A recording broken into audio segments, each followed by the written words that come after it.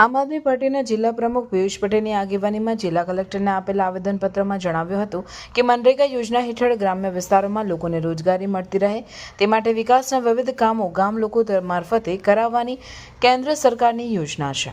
આ યોજના હેઠળ સામાન્ય રીતે નવા ચેકડેમ બનાવવા, રોડ રસ્તા બનાવવા, તળાવો ઊંડા કરવા વગેરે કામોમાં સ્થાનિક લોકોને રોજગારી આપવામાં આવે છે।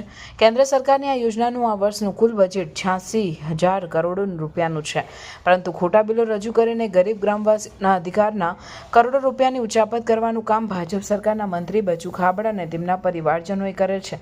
આમ છતાંય આ કૌભાંડી મંત્રી ઉપર પગલાં લેવાની વાત તો દૂર રહી, સરકાર એનો બચાવ કરી રહી છે અને કૌભાંડી મંત્રી હજુ પણ પદ પર બેઠેલ છે। વળી જો 3 ગામોમાં જ કરોડો રૂપિયાનું કૌભાંડ થઈ ગયું હોય તો તમામ તાલુકાઓનું મળીને આ કૌભાંડ કેટલું મોટું હશે, જેથી આ કૌભાંડી મંત્રીને તાત્કાલિક પદભ્રષ્ટ કરીને એની સામે સઘન તપાસ બેસાડવામાં આવે તેવી માંગ કરાઈ છે।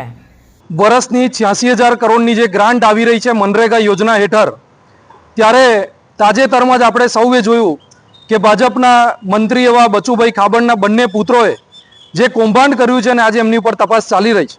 ત્યારે આમ આદમી પાર્ટીએ સમગ્ર ગુજરાતની અંદર મુખ્યમંત્રીને સંબોધી અને દરેક જિલ્લા કલેક્ટર કચેરીશ્રીએ આવેદનપત્ર પાઠવ્યું છે કે આમાં બચુભાઈ ખાબડને જે એમના પદ ઉપરથી એમને હટાવવામાં આવે, મંત્રી પદ ઉપરથી, તો જ આની તથ્યતા રાખી અને તપાસ થશે એવું સ્પષ્ટપણે માનવું છે।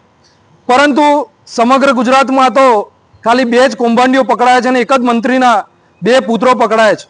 પરંતુ જો ભાજપનો આવો કૌભાંડો જો તપાસ કરવામાં આવે ગામડે ગામડે અને શહેરે શહેરે, તો ઘણા બધા ધારાસભ્યો પણ બહાર આવે એમ છે, ઘણા બધા મંત્રીઓ પણ બહાર આવે એમ છે। ઘણી બધી યોજનાઓમાં આ લોકો બારોબાર જે કૌભાંડો કરી રહ્યા છે એની ઉપર નિષ્પક્ષ તપાસ થવી જોઈએ એવી માંગ સાથે આજે ભરૂચ જિલ્લા કલેક્ટરશ્રીને અમે આવેદનપત્ર પાઠવવા માટે આવ્યા છીએ। हर पेरेंट्स ये सोचते हैं कि उनके बच्चे को बेहतरीन फ्यूचर मिले, लेकिन उसके लिए proper education from the best school बहुत ही ज्यादा जरूरी है। तो अभी आपके बच्चों को बेस्ट बनाने के लिए भरूच में है Gayatri school. Advance technology in education, different sports activities, competition for students growth, celebration of different festival and national days and best education है यहाँ पर।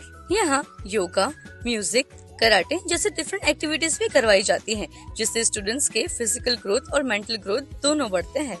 और हाँ, अगर आपका बच्चा स्कूल नहीं आया है तो स्कूल आपको इन्फॉर्म करता है। साथ ही यहाँ पर मंथली पेरेंट्स मीटिंग भी करवाई जाती है।